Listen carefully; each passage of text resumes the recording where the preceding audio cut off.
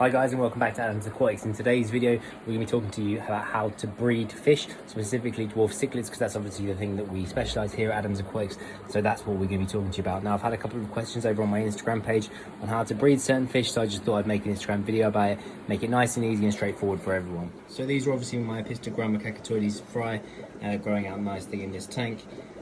You know, this is just an example of what we have going on in the fish room at the moment, as well as there is approximately up to 50 master eye gold fry in this breeding. The question you're probably now asking is, how do I get the parents to breed? So there are a couple of main steps that you need to take in order to make sure that the parents will breed. So let's go over them. Step number one, make sure the parents are in an adequate sized tank. These guys are in a 25-gallon cube, but the rest of my breeders, they're all in 20-gallon longs.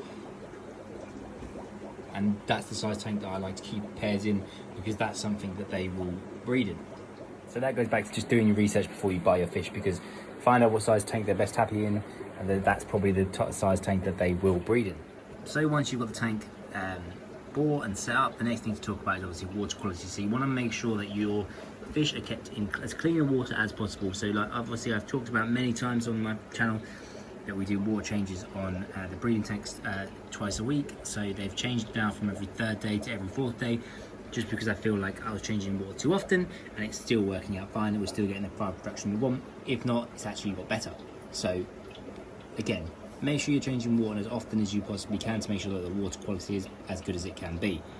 So with my Pistogrammas, obviously what I have is obviously coconut huts in the tanks, and I try to make sure that there is quite a few, because they need to have their options in order to breed. Now, I also use terracotta pots, and I give a variety and mixture in all of my tanks. So you've got this one here, lots of terracotta pots, and just to give you another example, this one here, lots of terracotta pots and lots of coconut huts. Now these guys have had fry both in the coconut huts and in the terracotta pots, so for me I don't really feel it matters which one you use. Just try and use a mixture of both, because then they have the choice and the options, and make sure that you only have one opening so that they feel that they can guard this space. That's really important when you're breeding dwarf cichlids, because they want to guard the entrance to the cave to make sure that nothing can enter. The female will normally do that, and she'll normally shoo the male out. Now it depends on the species, will depend on if that happens or not. So like with my cacatoides, yes, they do that. She shoos him out and he protects the rest of the area while she protects the cave.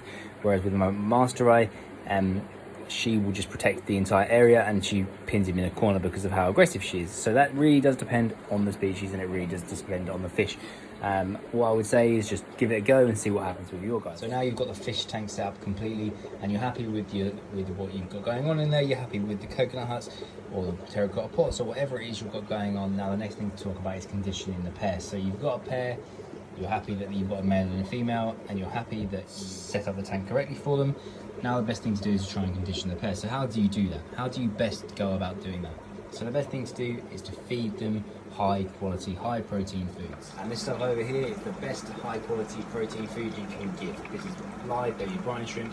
Now yes, it's going to be a bit small for the adult fish, but actually all fish enjoy this, and actually it sends signals to the parents that there is small food swimming around in the tank that's ready for the babies to happen. So I always use this as a trigger in order to trigger my pets to spawn. I always feed my frozen food twice a day, and I also feed my dry food once a day. So you know, I do feed a lot, and I do a lot of water changes to counteract that. Now, do you need to do that? I don't know, but that's what I do. So I'm just going through to you guys exactly what I do in order to get these guys to breed. If you want to replicate these methods, please give it a go. Let me know how you get on. So let's just go over that one more time. So number one is make sure you have the correct size tank. Number two is make sure that the water parameters are clean, always clean. Number three is make sure that you have the correct equipment in the tanks for them, so whether that's coconut huts, etc. And number four is make sure that you're feeding them high quality food and conditioning the pair ready for breeding. 4 relatively easy steps that you can then do in order to help your fish to breed. So this is not a foolproof method, but this is something that definitely has worked for me, and something that I continue to use every day in my fishery. If you've liked this video, make sure you like and subscribe. Follow me on Instagram, drop me a message on Instagram. The cacatoides fry are still for sale, so please make sure if you want any, let me know. If not, I'll see you in the next video.